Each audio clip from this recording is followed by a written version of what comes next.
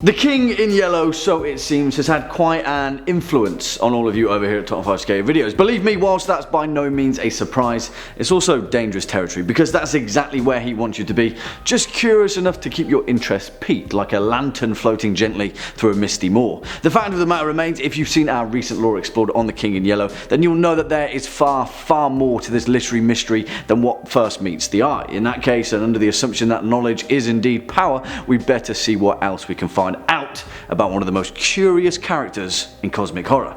Let's take a look. Hello horror fans, what's going on? And once again, welcome back to the Scariest channel on YouTube, Top 5 Scary Videos. As per usual, I'll be your horror host Jack Finch, as today we're curious to take a look at the top 5 scariest King in Yellow stories that will terrify you. Roll the clip. Him who eats time in robes, so wind of invisible voices. For the curious amongst you, of course, you probably have guessed it by now, but that scene was from season 1 of True Detective, possibly the best modern interpretation of the King in Yellow in anything ever. And if you don't know me by now, then you'll never ever know me when it comes to how phenomenal that particular demonstration of television truly is. When it comes to many things, season 1 of True Detective is near enough perfection. Because after all, have you seen The Yellow Sign?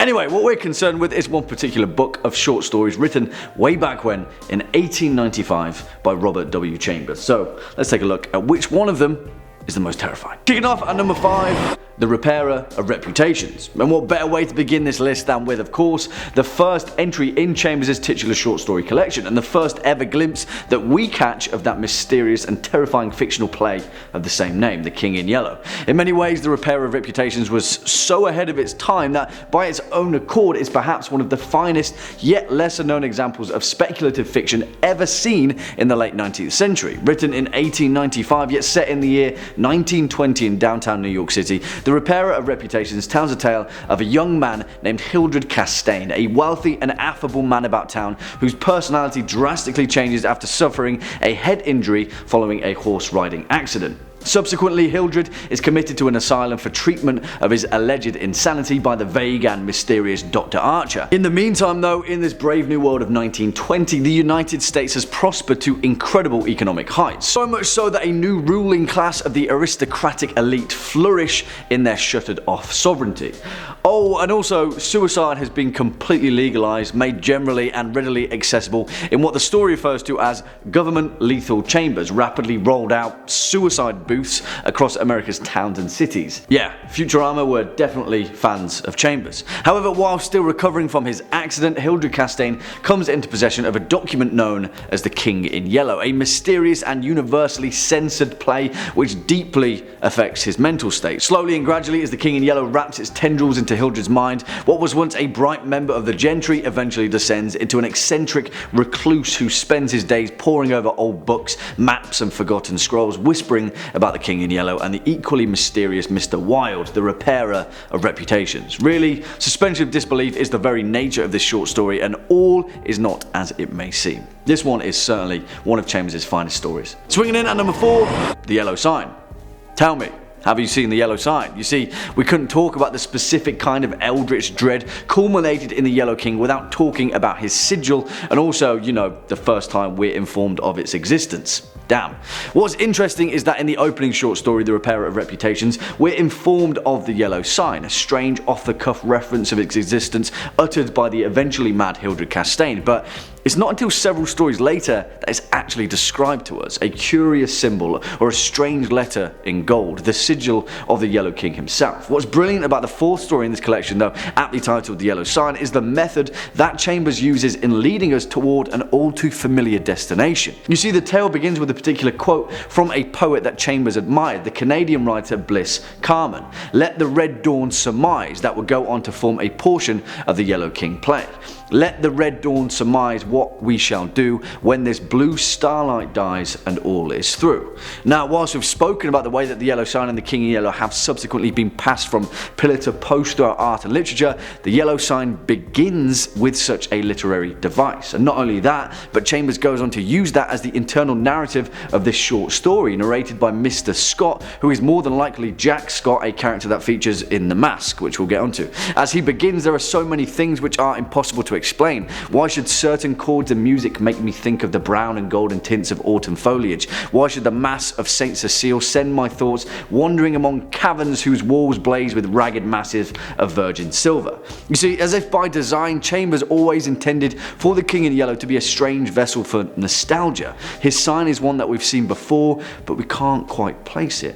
After all, isn't that the point? Next up at number 3, In the Court of the Dragon, which is perhaps the most mysterious entries in the collection and one that hinges itself on the more traditional aspects of horror fiction that we expect. In many ways, The Court of the Dragon sticks out like a sore thumb in the confines of the collection, but that's exactly how and why it becomes so impactful. You see, just as we think that we're onto some kind of inexplicably tied together narrative, we're thrown off course by the ambiguity of The Court of the Dragon. Unlike any other story in The King in Yellow, it follows an unnamed narrator, a man who one night visits the Church of St. Barnaby in repentance for something that he can't quite yet explain, mentally disturbed by his reading of the play The King in Yellow. As he stares in awe at the majesty of the church's architecture, he's suddenly encountered by a strange and primal fear, one that is foreign to him yet familiar, which he manages to explain away as an effect of being in the church under the influence of the divine. However, as he sits between the pews, he notices that the man playing the organ at the back of the pulpit, there's something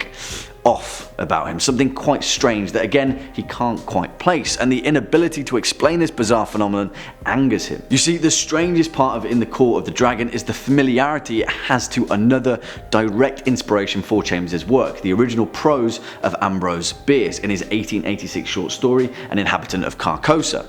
In the narrative of that particular piece, a strange man from the unknown city of Carcosa is confronted with his own death, and yet much like the unnamed narrator of Chambers' work, he can't quite explain how or why he is experiencing what he is experiencing. Obviously, trying to do this without spoilers is a little bit of a challenge in itself, but the most brilliant part of both tales is that their destination is ultimately the same.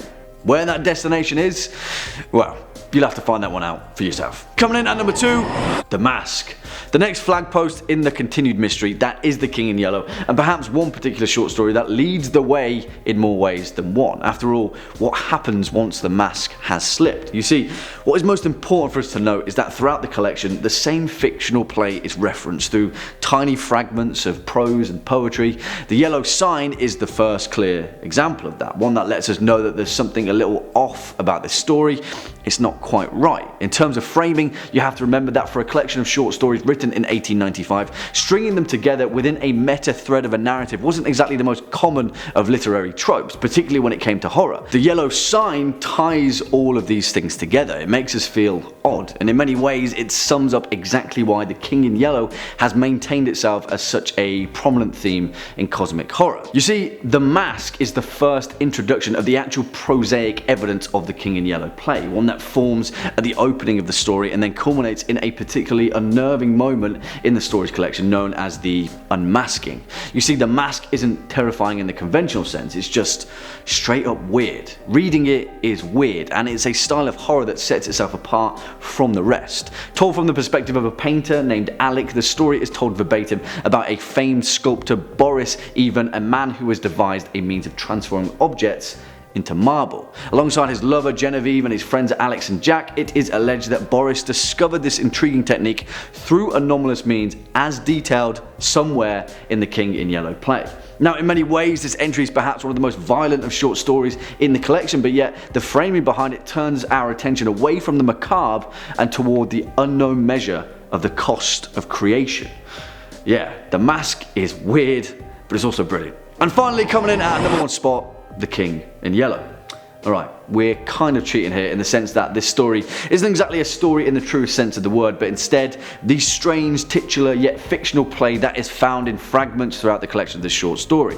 This is the scariest of them all, because as we peel back the pages, we know that ultimately somewhere, all of the horrors found in this collection are a result of the sinister, eldritch work of literature. I mean, it kind of goes without saying, but the fact that a fictional play has managed to create so much dread throughout the history of horror literature kind of says something something about the ultimate goal that Chambers had in mind.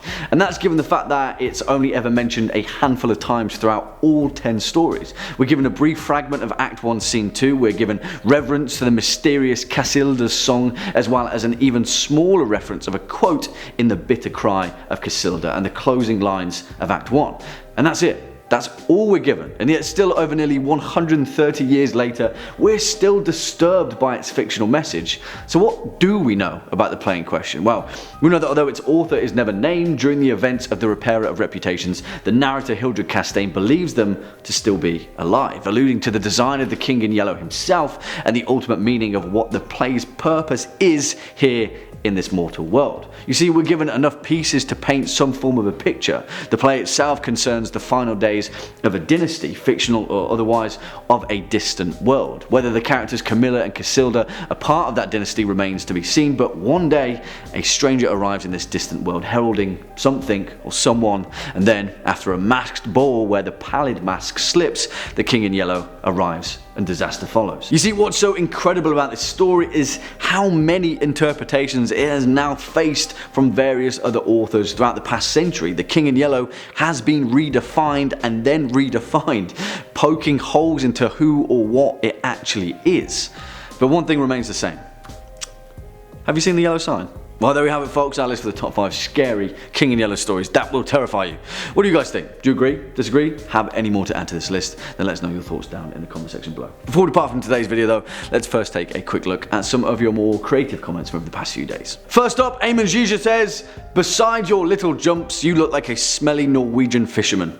Cosmic fishy." Thank you so much. I've been trying to channel that vibe for so long, and finally someone gets it. Thanks. And finally, JB Robertson says, "I dare you to say all that again." Well, since you asked, no, I'm just kidding. I want to do that to you guys. That's just ridiculous. Well, unfortunately, on that note, that's all we've got time for today's video. Cheers for sticking around all the way until the end. If you were a fan of this video, or just top 5 scary videos in general, then please be a dear and hit that thumbs up button, as well as that subscribe bell, and I'll be seeing you in the next one. As per usual, I've been your horror host, Jack Finch. You've been watching top 5 scary videos, and until next time, you take it easy.